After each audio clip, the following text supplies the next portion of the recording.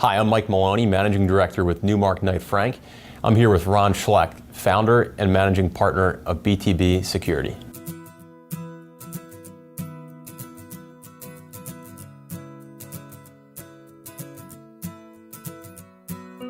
Hi, my name is Ron Schlecht, Founder and Managing Partner of BTB Security. I actually started, if you go really far back, in law enforcement and then some contract intelligence work. From there, went into consulting, had a really good opportunity down at KPMG in DC to do some penetration testing. It was all against government clients. Then I switched into doing more private security assessment type stuff, and then was afforded the opportunity to work as the first security manager at BlackRock. So doing that really gave me a different perspective. It was sort of the other side of the table. Instead of doing consulting, really sort of owning the department, the organization, and growing it from the ground up.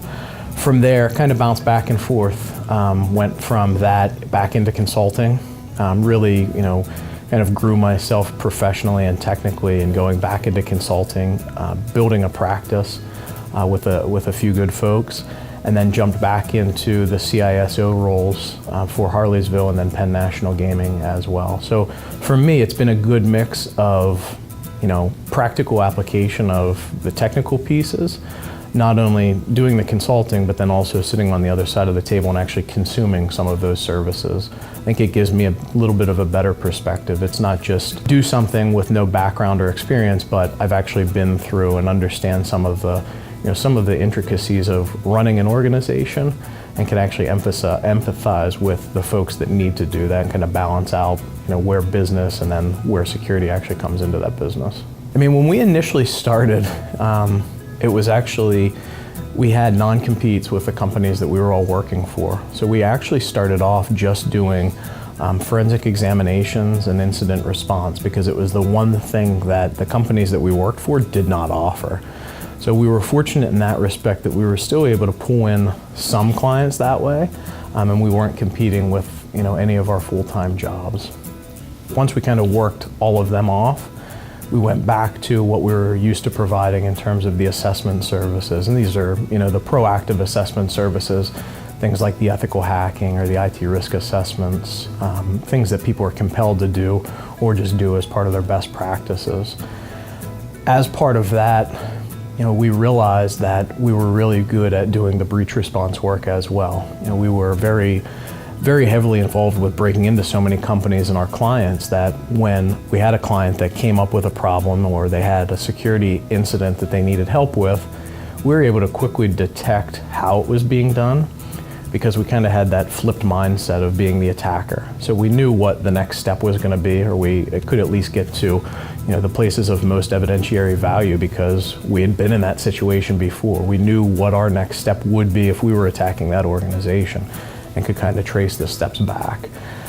That was, pretty close after we started doing those assessments. I think they go hand in hand, and I still say it to this day to many clients. If you're good at breaking into a company, you should be good at figuring out how people broke into a company. It's, sort of different sides of the same coin, but they go hand in hand.